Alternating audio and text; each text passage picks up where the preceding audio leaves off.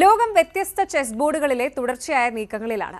FIFA ഒരു സമാധാന സമ്മാനം ഡൊണാൾഡ് ട്രംപിന് നൽകി ലോകകപ്പിന്റെ രാഷ്ട്രീയ ഗതി മാറ്റി എഴുതാൻ ശ്രമിച്ചപ്പോൾ കായിക ലോകം പോലും രാഷ്ട്രീയ നാടകങ്ങളുടെ വേദിയായി മാറി. തൊട്ടുപിന്നാലെ റഷ്യയുടെയും ചൈനയുടെയും സൈബർ ഭീഷണികൾക്കെതിരെ UK ശക്തമായ ഉപരോധങ്ങൾ ഏർപ്പെടുത്തി. ഒപ്പം ഈ ഡിജിറ്റൽ യുദ്ധക്കളത്തിൽ Australian commissioner Julie Inman grand tech ഭീമന്മാർക്കെതിരെ ധീരമായി പോരാടുകയാണ്. മറ്റൊരു കളിക്കളത്തിൽ അമേരിക്കയിൽ കോവിഡ് വാക്സിനുകളും മരണങ്ങളും തമ്മിലുള്ള ബന്ധം വിശാലമായി അന്വേഷിക്കാൻ FDA തയ്യാറെടുക്കുമ്പോൾ ശാസ്ത്രീയ സത്യം രാഷ്ട്രീയത്തിന്റെ ചുഴിയിൽപ്പെടുകയാണ്. ട്രംപ് ക്യാമ്പ് ഈ വിവാദങ്ങളെ വോട്ട് ബാങ്കാക്കി മാറ്റാൻ ശ്രമിക്കുകയാണ്. ഒറ്റയടിക്ക് 9 ഉപഗ്രഹങ്ങൾ ബഹിരാകാശത്തേക്ക് വിക്ഷേപിച്ച് ചൈന അന്താരാഷ്ട്ര ബഹിരാകാശ വിപണിയിൽ തന്ത്രപരമായ ആധിപത്യം ഉറപ്പിക്കാൻ ശ്രമിക്കുന്നു. എന്നാൽ ഈ ഗെയിം പ്ലാൻ സുരക്ഷിതമാണ്. പരിശോധിക്കാം. വെൽക്കം ടു ലൂക്ക.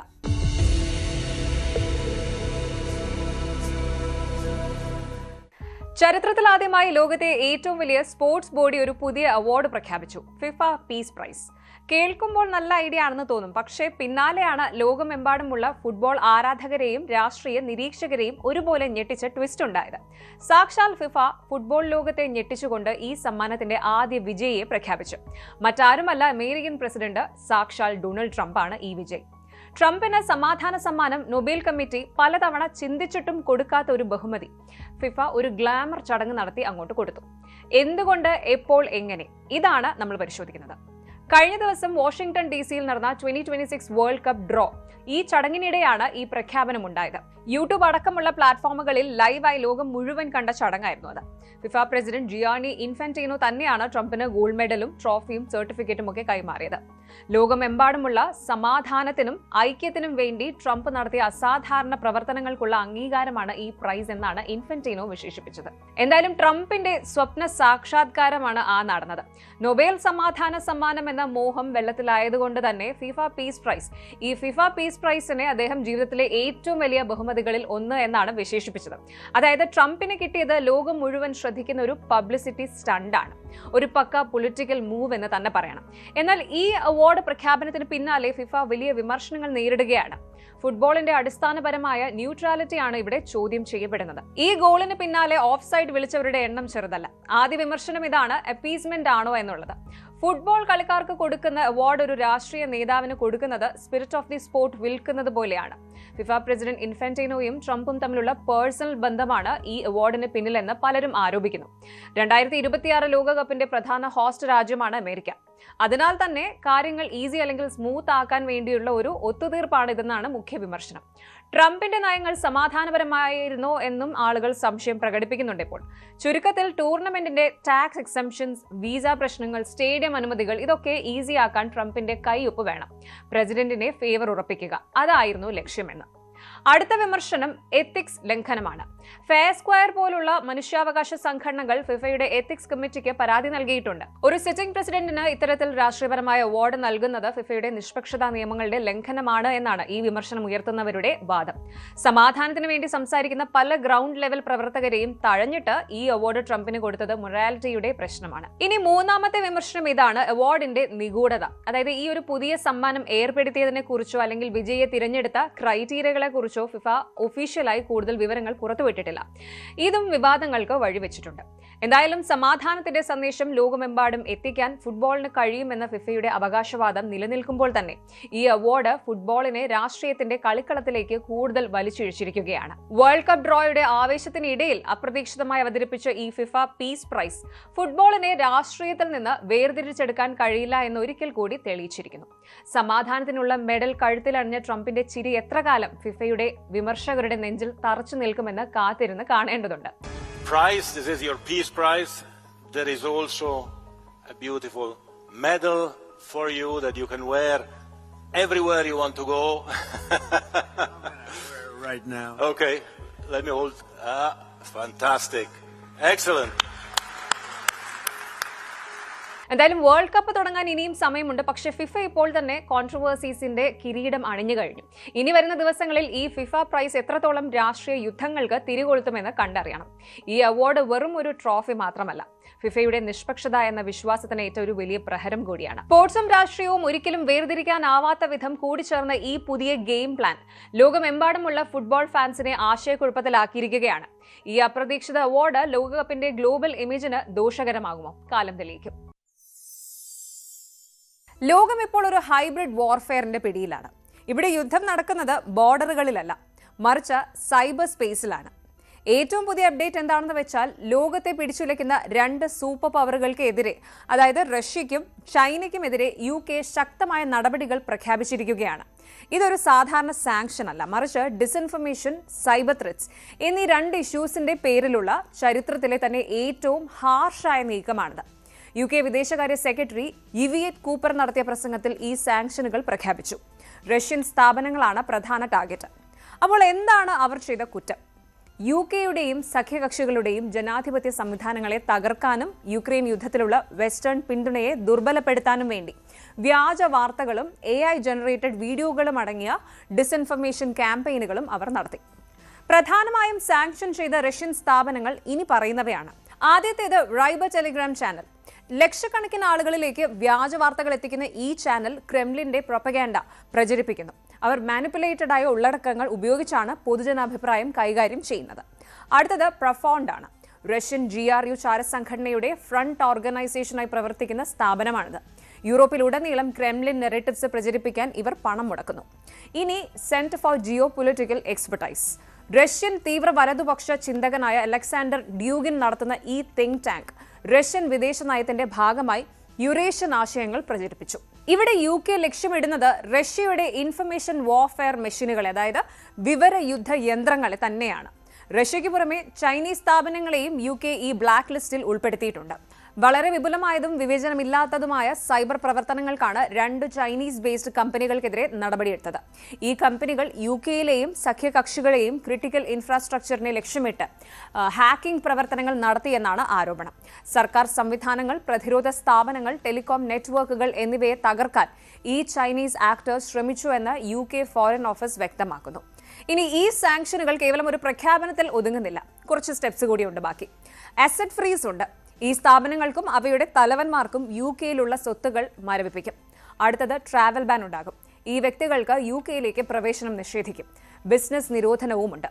UKയിലെ സ്ഥാപനങ്ങളോ സിറ്റിസൺസോ ഈ സ്ഥാപനങ്ങളുമായി ധനപരമായ ഇടപാടുകൾ നടത്തുന്നത് ക്രിമിനൽ കുറ്റമാകും. ഈ നീക്കം വ്യക്തമാക്കുന്നത് ഇതാണ്: ഹൈബ്രിഡ് ത്രെറ്റുകൾ, അതായത് ഫിസിക്കൽ അറ്റാക്കുകളും സൈബർ അറ്റാക്കുകളും ഡിസ്ഇൻഫർമേഷനും ഒരുമിച്ച് ഉപയോഗിച്ച് ഒരു രാജ്യത്തിന്റെ നാഷണൽ സെക്യൂരിറ്റിയെ തകർക്കാൻ ശ്രമിക്കുന്നവർക്ക് ഇനി സുരക്ഷിതമായി ഇരിക്കാൻ കഴിയില്ല. UKയുടെ ഈ ബോൾഡ് സ്റ്റെപ്പ് മറ്റു വെസ്റ്റേൺ രാജ്യങ്ങൾക്കും ഒരു സന്ദേശം നൽകുന്നുണ്ട്. ലോകമെന്ന് അഭിമുഖീകരിക്കുന്ന ഏറ്റവും വലിയ ചലഞ്ചാണ് ഈ ഡിജിറ്റൽ യുദ്ധം എന്ന് പറയുന്നത്. UKയുടെ ഈ ടാർഗറ്റഡ് സാങ്ഷനുകൾ സൈബർ ലോകത്തെ അക്രമികളെ പൊതുജന മധ്യത്തിൽ എക്സ്പോസ് ചെയ്യാനുള്ള ഒരു ധീരമായ ശ്രമം തന്നെയാണ്. ഡിജിറ്റൽ യുദ്ധകളത്തിൽ ഒരിക്കലും ഒരു ഫൈനൽ വിക്ടറി എന്നൊന്നില്ല. ഇരുവശത്തും തന്ത്രങ്ങൾ മാറിക്കൊണ്ടേയിരിക്കും. ഈ സാങ്ഷനുകൾ അവർക്കൊരു താൽക്കാലിക ബ്ലാക്ക് ഔട്ട് നൽകിയേക്കാം. പക്ഷേ ആ നിഴൽ ശക്തികൾ പേര് മാറ്റി, സെർവറുകൾ മാറ്റി, കൂടുതൽ അഡ്വാൻസ്ഡായി വീണ്ടും നമ്മുടെ ഇൻബോക്സുകളിലും ന്യൂസ് ഫീഡുകളിലും എത്താൻ അധിക നാൾ വേണ്ടിവരില്ല. അതുകൊണ്ട് തന്നെ മുന്നിൽ വരുന്ന ഓരോ വാർത്തയും ഓരോ പോസ്റ്റും നിങ്ങൾ സ്വയം വെരിഫൈ ചെയ്യുക. കാരണം ഈ ഹൈബ്രിഡ് യുദ്ധത്തിലെ ഏറ്റവും വലിയ പ്രതിരോധം നിങ്ങളുടെ ക്രിട്ടിക്കൽ തിങ്കിങ് തന്നെയാണ്. വെളിച്ചം അണഞ്ഞാലും സത്യം തേടിക്കൊണ്ടേയിരിക്കണം. എന്തായാലും ഈ ഗ്ലോബൽ കോൺഫ്ലിക്റ്റിന്റെ പുതിയ എപ്പിസോഡുകൾ എന്തായിരിക്കും? നമുക്ക് കാത്തിരിക്കാം. കോവിഡ് വാക്സിനുകൾ നവജാത ശിശുക്കളുടെ മരണത്തിന് കാരണമായോ? കഴിഞ്ഞ 3 വർഷമായി ലോകമെമ്പാടും ചർച്ച ചെയ്യപ്പെടുന്ന ഒരു ചോദ്യമാണിത്. പലപ്പോഴും സോഷ്യൽ മീഡിയയിൽ ഒരു ഫേക്ക് ന്യൂസായി മാത്രം തള്ളിക്കളഞ്ഞ ഈ വാദത്തിന് ഇപ്പോൾ അമേരിക്കയിൽ നിന്ന് പുതിയൊരു രാഷ്ട്രീയ മാനം ഉണ്ടായിരിക്കുകയാണ്. ഈ ആരോപണങ്ങൾ കൂടി വരുന്ന സാഹചര്യത്തിൽ US ഫുഡ് ആൻഡ് ഡ്രഗ് അഡ്മിനിസ്ട്രേഷനിലെ ഉന്നത ഉദ്യോഗസ്ഥൻ അയച്ച ഒരു ആഭ്യന്തര മെമ്മോ വലിയ വിവാദങ്ങൾക്ക് തിരികൊളുത്തിയിരിക്കുകയാണ്. ഈ വിഷയത്തിൽ ശാസ്ത്രലോകം എന്തു പറയുന്നു? രാഷ്ട്രീയ നേതാക്കളുടെ ഗെയിം പ്ലാൻ എന്താണ്? പരിശോധിക്കാം. US വാക്സിൻ റെഗുലേറ്ററി ഏജൻസിയുടെ ഭാഗമായ ഡോക്ടർ വിനയ് പ്രസാദ് തന്റെ സഹപ്രവർത്തകർക്ക് അയച്ച ഒരു ആഭ്യന്തര ഇമെയിൽ മെമ്മോയാണ് ഇപ്പോൾ കാര്യങ്ങൾ മാറ്റിമറിച്ചിരിക്കുന്നത്. ഈ മെമ്മോയിലെ പ്രധാന ആരോപണം ഇതാണ്: COVID-19 വാക്സിനേഷൻ സ്വീകരിച്ചതിനെ തുടർന്ന് 7-നും 16-നും ഇടയിൽ പ്രായമുള്ള 10ഓളം കുട്ടികൾ മരിച്ചു എന്നായിരുന്നു. വാക്സിൻ സ്വീകരിച്ച കുട്ടികളിൽ മയോകാർഡൈറ്റിസ് അതായത് ഹൃദയപേശികളിലെ വീക്കം പോലുള്ള അപൂർവ പാർശ്വഫലങ്ങൾ മൂലമുള്ള മരണം സംഭവിച്ചു എന്നാണ് ഉദ്യോഗസ്ഥർ മെമ്മോയിൽ സൂചിപ്പിക്കുന്നത്. ഈ മെമ്മോ പുറത്തു വന്നതോടെ ശാസ്ത്രലോകത്തും രാഷ്ട്രീയ ലോകത്തും വലിയ ചലനങ്ങളുണ്ടായി. ഇത് മാത്രമല്ല, ഈ മെമ്മോയ്ക്ക് ട്രംപ് ഭരണകൂടത്തിലെ പല ഉന്നതരുടെയും സപ്പോർട്ട് ലഭിച്ചു. ആരോഗ്യരംഗത്തെ ചില ഉന്നതർ കോവിഡ് വാക്സിനുകൾ കുട്ടികൾക്ക് നൽകുന്നത് അപകടകരമാണ് എന്ന വാദത്തിന് പബ്ലിക് സപ്പോർട്ട് നൽകി. വരാനിരിക്കുന്ന തിരഞ്ഞെടുപ്പുകൾ മുന്നിൽ കണ്ട് വാക്സിൻ വിരുദ്ധ നിലപാടെടുക്കുന്ന വലിയൊരു വിഭാഗം ജനങ്ങളെ തൃപ്തിപ്പെടുത്താനാണ് ഈ ആരോപണങ്ങൾ ഇപ്പോൾ ഇത്രയും ഹൈലൈറ്റ് ചെയ്യുന്നത് എന്നാണ് പ്രധാന രാഷ്ട്രീയ നിരീക്ഷകരുടെ അഭിപ്രായം.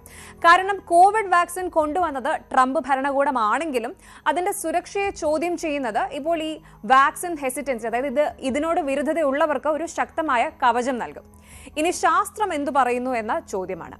ഇവിടെയാണ് കൺഫ്യൂഷൻ ശരിക്കും തുടങ്ങുന്നത്. ആഗോളതലത്തിൽ കോവിഡ് വാക്സിനുകൾ ദശലക്ഷക്കണക്കിന് ജീവനുകൾ രക്ഷിച്ചു എന്ന കാര്യത്തിൽ ശാസ്ത്രലോകത്തിന് സംശയമില്ല. എന്നിട്ടും എന്തുകൊണ്ടാണ് FDA പോലുള്ള ഒരു പ്രധാന റെഗുലേറ്ററി ഏജൻസി തെളിവുകളില്ലാത്ത ആരോപണങ്ങളുമായി മുന്നോട്ട് പോകുന്നത് എന്നും സംശയമുണ്ട്. തെളിവുകളുടെ അഭാവം ഇങ്ങനെയാണ്. പ്രസാദിന്റെ മെമ്മോയിലെ ആരോപണങ്ങൾക്ക് പിന്തുണ നൽകുന്ന പബ്ലിക് ഡേറ്റയോ അല്ലെങ്കിൽ പിയർ റിവ്യൂഡ് പഠനങ്ങളോ ഒന്നും ഇതുവരെ പുറത്തു വന്നിട്ടില്ല. അതുപോലെ VAERS ഡേറ്റ, ഈ 10 മരണങ്ങളെക്കുറിച്ച് റിപ്പോർട്ട് ചെയ്തത് vaccine adverse event reporting system VAERS എന്ന ക്രൗഡ് സോഴ്സ് ഡേറ്റാബേസിൽ നിന്നാണ്. ഈ സിസ്റ്റത്തിൽ ആർക്ക് വേണമെങ്കിലും വിവരങ്ങൾ ചേർക്കാം. ഒരു സംഭവം റിപ്പോർട്ട് ചെയ്തു എന്നത് വാക്സിൻ ആണ് അതിന്റെ കാരണമെന്ന് തെളിയിക്കുന്നില്ല. ഇനി മുൻ FDA ഉദ്യോഗസ്ഥരുടെ പ്രതികരണമാണ്. മുൻപ് FDA ഉണ്ടായിരുന്ന പല ഉന്നതരും ഈ മെമ്മോയെ ശക്തമായി വിമർശിച്ചു. അസാധാരണമായ വാദങ്ങൾക്ക് അസാധാരണമായ തെളിവുകൾ വേണമെന്നവർ ചൂണ്ടിക്കാട്ടി. കുട്ടികൾക്ക് കോവിഡ് രോഗം വന്നതിനേക്കാൾ കൂടുതലായിട്ടല്ല, അല്ലെങ്കിൽ അതിനേക്കാൾ കൂടുതൽ അപകടകാരിയല്ല വാക്സിൻ എന്നും അവർ ഓർമ്മിപ്പിച്ചു. പകർച്ചവ്യാധി തുടങ്ങിയ ശേഷം US-ൽ 2000-ലധികം കുട്ടികൾ COVID-19 കാരണം മരിച്ചതായും അതിൽ 1/3 1 വയസ്സിന് താഴെയുള്ള കുട്ടികളായിരുന്നു എന്നും കണക്കുകൾ പറയുന്നുണ്ട്. ചുരുക്കത്തിൽ വാക്സിന്റെ ഗുണങ്ങൾ അതിന്റെ റിസ്കുകളേക്കാൾ വളരെ വലുതാണ് എന്ന സയന്റിഫിക് വസ്തുത ഇപ്പോഴും നിലനിൽക്കുന്നുണ്ട്. ഇനി നമ്മൾ എന്താണ് വിശ്വസിക്കേണ്ടത്? ഇത് ശരിക്കും ഒരു സങ്കീർണമായ വിഷയമാണ്. വാക്സിൻ സുരക്ഷ ഉറപ്പുവരുത്തേണ്ടത് ഗവൺമെന്റിന്റെ തന്നെ കടമയാണ്. എന്നാൽ തെളിവുകൾ ഇല്ലാത്ത ആരോപണങ്ങൾ, പ്രത്യേകിച്ച് രാഷ്ട്രീയ നേട്ടങ്ങൾക്കായി സയന്റിഫിക് ഏജൻസികളിൽ നിന്ന് വരുമ്പോൾ അത് പൊതുജനത്തിന്റെ വിശ്വാസ്യതയെ തകർക്കും. അപ്പോൾ നമ്മൾ കാത്തിരിക്കേണ്ടത് ഈ മെമ്മോയിലെ ആരോപണങ്ങൾ പബ്ലിക് ഡൊമെയിൻ ഡേറ്റ സഹിതം വരുന്നുണ്ടോ എന്നതാണ്. അതുവരെ വെറും വിമർശനങ്ങൾ എന്ന നിലയ്ക്ക് മാത്രം ഈ ന്യൂസുകളെ സമീപിക്കുക. കോവിഡ് വാക്സിൻ ലോകമെമ്പാടുമുള്ള ലക്ഷക്കണക്കിന് ആളുകളുടെ ജീവൻ രക്ഷിച്ചു എന്നത് സത്യമാണ്. അതേസമയം ഏതൊരു മെഡിക്കൽ ഇടപെടലിനും ഉണ്ടാകാവുന്ന അപൂർവമായ സൈഡ് ഇഫക്ട്സിനെ കുറിച്ച് ട്രാൻസ്പെറന്റ് ആയിട്ടുള്ള ചർച്ചകൾ നടക്കേണ്ടതും അത്യാവശ്യമാണ്. എന്നാൽ പോളിറ്റിക്സും സയൻസും കൊമ്പുകോർക്കുമ്പോൾ സത്യം പലപ്പോഴും നിഴലിലായി പോകും. കുഞ്ഞുങ്ങളുടെ ജീവനാണ് ഇവിടെ ചർച്ചാ വിഷയം. അതുകൊണ്ട് തന്നെ രാഷ്ട്രീയ അജണ്ടകൾക്കപ്പുറം ശാസ്ത്രീയമായ തെളിവുകൾ പുറത്തുവരാൻ FDA തയ്യാറാകണം. ആ ക്ലിയർ ഡേറ്റ വരുന്നതുവരെ ഈ കോൺട്രവേഴ്സി ലോകമെമ്പാടുമുള്ള മാതാപിതാക്കളുടെ മനസ്സിലൊരു സംശയത്തിന്റെ കരിനിഴൽ വീഴ്ത്തുമെന്നതിൽ സംശയമില്ല. സോഷ്യൽ മീഡിയ ലോകത്ത് ഏറ്റവും കൂടുതൽ ചർച്ച ചെയ്യപ്പെടുന്ന ഒരു രാജ്യമാണ് ഓസ്ട്രേലിയ. ഓൺലൈൻ സുരക്ഷയുടെ പേരിൽ ലോകത്തിലെ ഏറ്റവും വലിയ ചില സോഷ്യൽ മീഡിയ പ്ലാറ്റ്ഫോമുകളുമായി ഒരു നേർക്കുനേർ പോരാട്ടത്തിലാണ് ഇപ്പോൾ ഓസ്ട്രേലിയൻ സർക്കാർ. ഈ പോരാട്ടത്തിന്റെ മുന്നണിയിൽ നിൽക്കുന്ന, ചിലപ്പോൾ സൈബർ ലോകത്തിന്റെ പോലീസ് മേധാവി എന്നുപോലും, സൈബർ വാറിയർ എന്നൊക്കെ വിശേഷിപ്പിക്കാവുന്ന ഒരു വനിത. സോഷ്യൽ മീഡിയ ലോകത്തെ വൻകിട കമ്പനികൾ എന്താണ് അവരുടെ അകത്തളങ്ങളിൽ ഒളിപ്പിക്കുന്നത്? ലാഭക്കൊതിക്ക് വേണ്ടി അവർ പൊതുജനങ്ങളുടെ സുരക്ഷയെ തള്ളിക്കളയുകയാണോ? ഈ ചോദ്യങ്ങളൊക്കെ ലോകത്തിന് മുന്നിൽ ഉറക്കെ ചോദിച്ചുകൊണ്ട് നിൽക്കുന്ന ഒരു വനിതയുണ്ട്, ജൂലി ഇൻമാൻ ഗ്രാന്റ്. ഓസ്ട്രേലിയയുടെ safety commissioner Julie Inman Grant ആരാണ്? ഓസ്ട്രേലിയയുടെ സേഫ്റ്റി കമ്മീഷണർ എന്ന നിലയിൽ സോഷ്യൽ മീഡിയ നിരോധനങ്ങളുമായി ബന്ധപ്പെട്ട് അവർ നടത്തുന്ന ശക്തമായ നീക്കങ്ങൾ ഇപ്പോൾ വലിയ രാഷ്ട്രീയ കോളിളക്കങ്ങൾ സൃഷ്ടിച്ചിരിക്കുകയാണ്. ലോകത്തിലെ ആദ്യത്തെ സോഷ്യൽ മീഡിയ നിരോധനം പ്രാബല്യത്തിൽ വരുമ്പോൾ ജൂലിക്ക് നേരിടേണ്ടി വരുന്ന സമ്മർദ്ദങ്ങൾ ചെറുതല്ല. ഒരു മുൻ ടെക് വിദഗ്ധ എന്ന നിലയിൽ ജൂലി ഇൻമാൻ ഗ്രാന്റിന് ടെക് ലോകത്തിന്റെ എല്ലാ തന്ത്രങ്ങളും അറിയാം. കമ്മീഷണർ ആകുന്നതിന് മുൻപ് 7 വർഷത്തോളം അവർ മൈക്രോസോഫ്റ്റിന്റെ ഓസ്ട്രേലിയൻ ഓപ്പറേഷൻസിൽ ലീഡർഷിപ്പ് റോളിൽ പ്രവർത്തിച്ചിട്ടുണ്ട്. സേഫ്റ്റി പോളിസി ആയിരുന്നു അവരുടെ പ്രധാന ജോലി.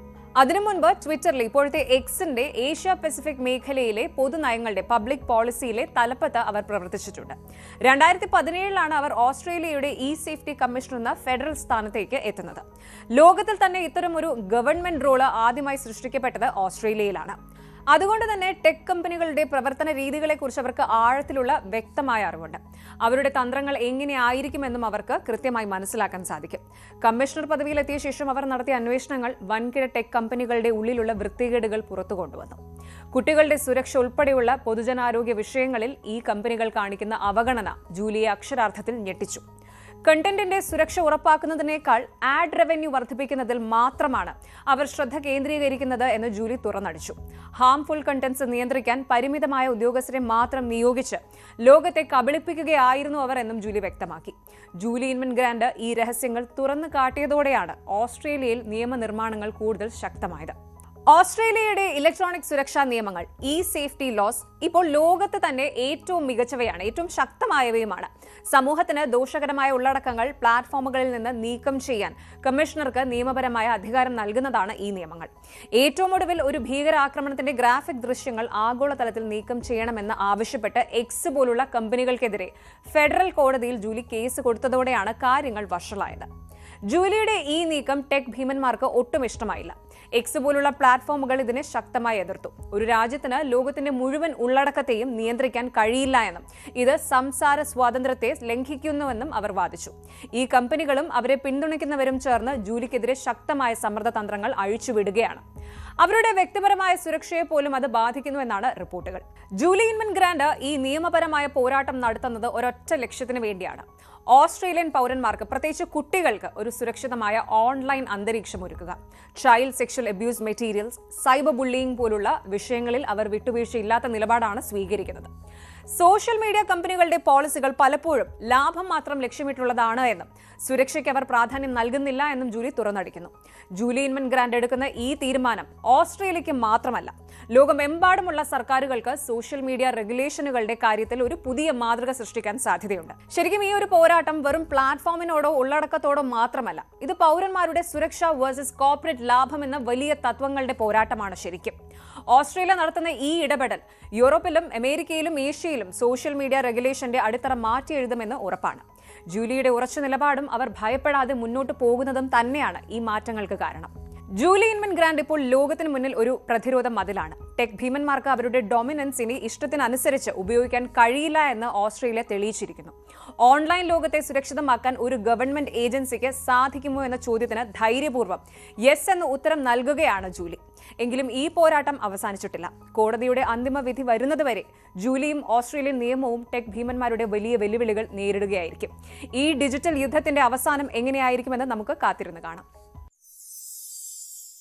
ലോകത്തിലെ എല്ലാ കാര്യങ്ങളും സ്വന്തമായി ഉണ്ടാക്കാൻ ശ്രമിക്കുന്ന ചൈന ഇപ്പോൾ ബഹിരാകാശത്തും അവരുടെ ചൈനീസ് കോപ്പി പതിപ്പുകൾ വർദ്ധിപ്പിക്കുകയാണ്. പുതിയ സംഭവം ഇതാണ്: ലിജിയാൻ 1 കാരിയർ റോക്കറ്റിൽ 9 ഉപഗ്രഹങ്ങൾ ഒറ്റയടിക്ക് ഓർബിറ്റിൽ എത്തിച്ചിരിക്കുകയാണ്. ഇത് വെറും ബഹിരാകാശ ദൗത്യമല്ല, മറിച്ചൊരു ഗ്ലോബൽ മാർക്കറ്റിംഗ് സ്ട്രാറ്റജിയാണ്. അതുവഴിയെ പറയാം. ഈ വിക്ഷേപണം നടന്നത് ജിയുക്വാൻ സാറ്റലൈറ്റ് വിക്ഷേപണ കേന്ദ്രത്തിനടുത്തുള്ള Dongfeng commercial space innovation pilot സോണിൽ നിന്നാണ്. ചൈന ഇവിടെ ലക്ഷ്യമിടുന്നത് വാണിജ്യപരമായ ലാഭമാണ്. വിക്ഷേപിച്ച 9 ഉപഗ്രഹങ്ങളിൽ 3 UAE, ഈജിപ്ത്, നേപ്പാൾ എന്നീ രാജ്യങ്ങളിൽ നിന്നുള്ളവയാണ്. ഇത് വാണിജ്യ ബഹിരാകാശ രംഗത്ത് ചൈനയുടെ ആഗോള സ്വാധീനം വർദ്ധിപ്പിക്കുന്നു. UAE നയിക്കുന്ന 813 എന്ന് പേരിട്ടിരിക്കുന്ന ഉപഗ്രഹം മണ്ണ്, കാലാവസ്ഥ, പരിസ്ഥിതി എന്നിവ നിരീക്ഷിക്കുന്നതിനാണ് രൂപകൽപ്പന ചെയ്തിരിക്കുന്നത്. ശരിക്കും സംഭവം ഇനിയാണ്: നിങ്ങൾക്ക് കുറഞ്ഞ വിലയ്ക്ക് ഉപഗ്രഹം വേണോ? അമേരിക്കൻ റോക്കറ്റിന്റെ ആവശ്യമില്ല, ഞങ്ങളുണ്ട് എന്നൊരു പരസ്യം ഇതിന് പിന്നിലുണ്ട്. ഇതാണ് ആദ്യം പറഞ്ഞ ആ മാർക്കറ്റിംഗ് സ്ട്രാറ്റജി. ചൈനയിൽ വൈദ്യുതി പോയാൽ അതൊരു ദേശീയ പ്രതിസന്ധിയാണല്ലോ. അതുകൊണ്ട് തന്നെ വൈദ്യുതി വ്യവസായത്തിനായുള്ള ആദ്യത്തെ റിമോട്ട് സെൻസിംഗ് ഉപഗ്രഹവും ഇതിൽ ഉൾപ്പെടുന്നു. പ്രധാന വൈദ്യുതി ലൈനുകളുടെയും ഉപകരണങ്ങളുടെയും ഘടന, സുരക്ഷ കൃത്യമായി നിരീക്ഷിക്കാൻ ഇതിന് കഴിയും. അതുപോലെ ജലസ്രോതസ്സുകളുടെ നിരീക്ഷണത്തിനും നഗരഭരണത്തിനും വേണ്ടിയുള്ള മറ്റ് 2 ഉപഗ്രഹങ്ങളും വിജയകരമായി ഓർബിറ്റിൽ എത്തിയിട്ടുണ്ട്. ലിജിയാൻ 1 റോക്കറ്റ് മോഡലിന്റെ 11ാമത്തെ വിജയകരമായ പറക്കലാണിത്. ഈ ലോഞ്ചിന്റെ പ്രധാന ലക്ഷ്യം ശരിക്കും ശാസ്ത്രീയ പഠനങ്ങളെക്കാൾ ഉപരി വാണിജ്യപരമായ താല്പര്യങ്ങളാണെന്ന് നേരത്തെ പറഞ്ഞല്ലോ. ലിജിയാൻ 1 റോക്കറ്റ് നിർമ്മിച്ച CAS സ്പേസ് എന്ന സ്ഥാപനം കുറഞ്ഞ ചെലവിൽ ഉപഗ്രഹങ്ങൾ ബഹിരാകാശത്ത് എത്തിക്കാൻ കഴിയുന്ന ഒരു മോഡലാണ് വികസിപ്പിച്ചെടുത്തിരിക്കുന്നത്. ഭാവിയിൽ ഈ റോക്കറ്റിന്റെ ഭാഗങ്ങൾ തിരികെ ഭൂമിയിൽ എത്തിക്കാനും അവ റീയൂസ് ചെയ്യാനും കഴിയുന്ന സംവിധാനങ്ങൾ ഉൾപ്പെടുത്താൻ അവർക്ക് പദ്ധതിയുള്ളതായി അറിയിച്ചിട്ടുണ്ട്. ഇത് വിക്ഷേപണത്തിന്റെ ചെലവ് വീണ്ടും കുറയ്ക്കാൻ സഹായിക്കും. അതുപോലെ ചന്ദ്രനിലേക്കും അഗാധമായ ബഹിരാകാശത്തിലേക്കുമുള്ള ചൈനയുടെ ലക്ഷ്യങ്ങൾക്ക് മുന്നേറ്റം നൽകുന്ന മൈക്രോഗ്രാവിറ്റി റേഡിയേഷൻ റിസർച്ച് എന്നിവയ്ക്കുള്ള ഗവേഷണശാലയായും ഈ റോക്കറ്റ് പ്രവർത്തിക്കും. ചുരുക്കത്തിൽ സ്പേസ് ടൂറിസം, ശാസ്ത്രീയ ഗവേഷണം, വാണിജ്യപരമായ വിക്ഷേപണങ്ങൾ എന്നിവയിൽ തങ്ങളുടെ ആധിപത്യം ഉറപ്പിക്കാനുള്ള ചൈനയുടെ തീവ്ര ശ്രമങ്ങളാണ് ഈ വിജയകരമായ ദൗത്യത്തിലൂടെ നമ്മൾ കാണുന്നത്. ചൈനയുടെ ബഹിരാകാശ കുതിപ്പ് മറ്റ് രാജ്യങ്ങൾക്കൊരു വലിയ വെല്ലുവിളിയാണ്. ലിജിയാൻ 1 റോക്കറ്റിന്റെ റീയൂസ് സാധ്യതകളും കുറഞ്ഞ വിക്ഷേപണ ചെലവും ആഗോള വാണിജ്യ ബഹിരാകാശ വിപണിയിൽ വലിയ മാറ്റങ്ങൾ വരുത്തും. സൂപ്പർ പവറുകൾ തമ്മിലുള്ള സ്പേസ് റേസ് പുതിയ തലത്തിലേക്ക് കടക്കുമ്പോൾ ഈ വിജയം ചൈനയുടെ ആധിപത്യം ഉറപ്പിക്കുന്നു. ഒരു ബഹിരാകാശ യുദ്ധം ആരംഭിച്ചിട്ടില്ലെങ്കിൽ പോലും അതിന്റെ പടയൊരുക്കം നമ്മൾ കണ്ടുകൊണ്ടിരിക്കുകയാണ്. ഇനി ലോകയിൽ ഗൾഫ് മേഖലയിലെ ചില സുപ്രധാന വാർത്തകളാണ്.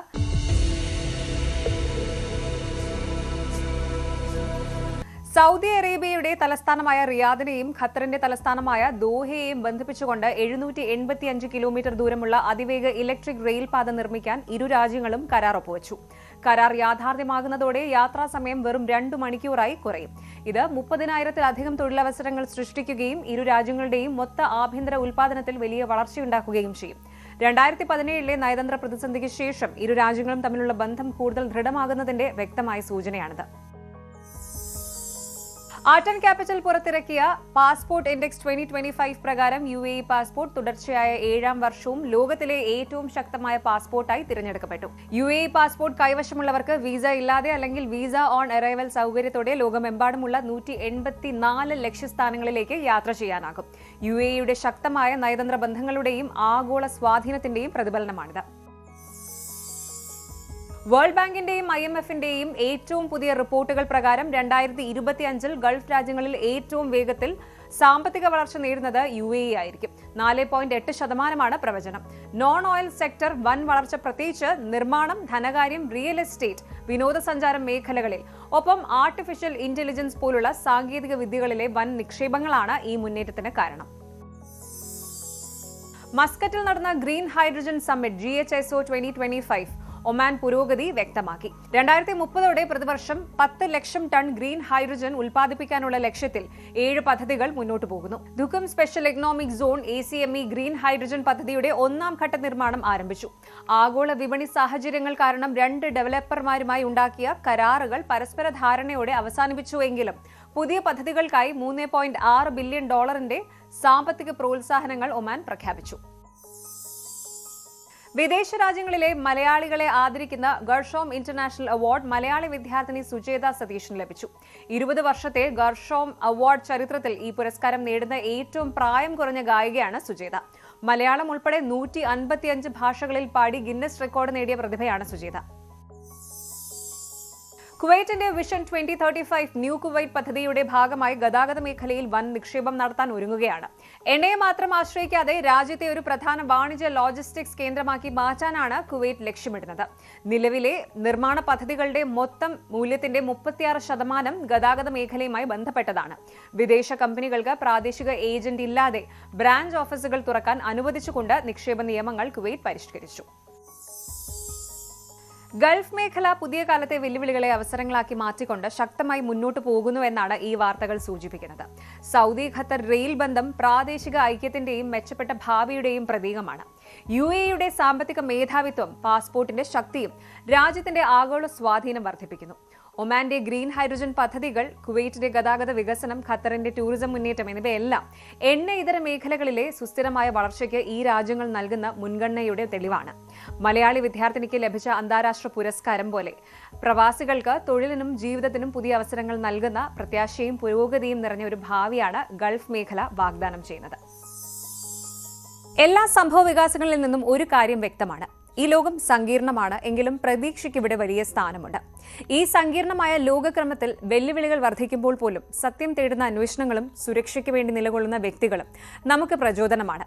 രാഷ്ട്രീയവും ശാസ്ത്രവും സാങ്കേതിക വിദ്യയും കൂടിച്ചേരുന്ന ഈ കളിത്തട്ടിൽ വിവരങ്ങളെ വിമർശനാത്മകമായി സമീപിക്കുന്ന കാഴ്ചക്കാർ തന്നെയാണ് സത്യം വിജയിക്കുന്നതിലെ പ്രധാന ശക്തി. മാറ്റങ്ങൾ അനിവാര്യമാണ്. ഭയപ്പെടാതെ ജാഗ്രതയോടെ ഈ ലോകത്തെ മുന്നോട്ട് നയിക്കാം. Good night.